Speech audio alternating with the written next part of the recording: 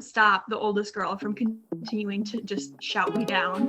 And so I'm like trying to hold my foot while it's bleeding, and she's just continuing to go on and on and on at me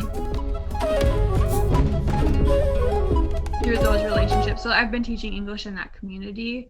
So I've grown close with those 4 sisters, and also a few of their cousins and aunts, and been invited to massive parties where I stand out like a sore thumb. And recently, the week before we came back to America, I was invited by one of their cousins to come and have lunch with her, and she listed a couple other names.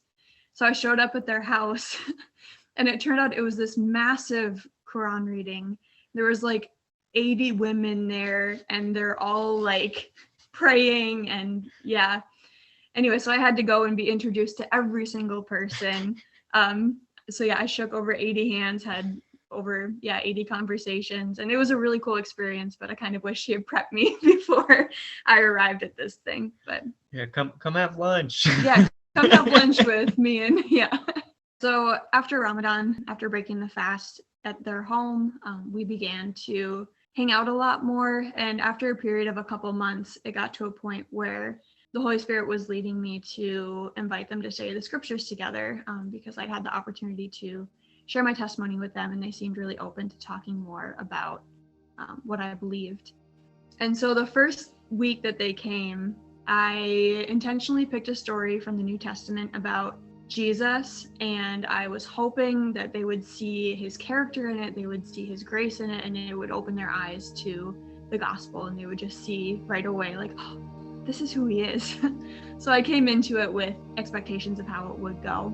So I chose the story about the woman caught in adultery because also they're coming from a place where generally in the past they have felt oppressed as women, and they haven't had equal rights, and there's just been a lot of tension with that. And so I thought they'll see also his grace and his love for women. So I read this story with them, and afterwards the oldest sister looks at me and she says, "See, Amber, this is why we believe that the Bible is corrupted. Because in this story, this woman deserved to be stoned. She should have been stoned. If Jesus was really who he says he is, that's what he would have done. He wouldn't have shown her grace."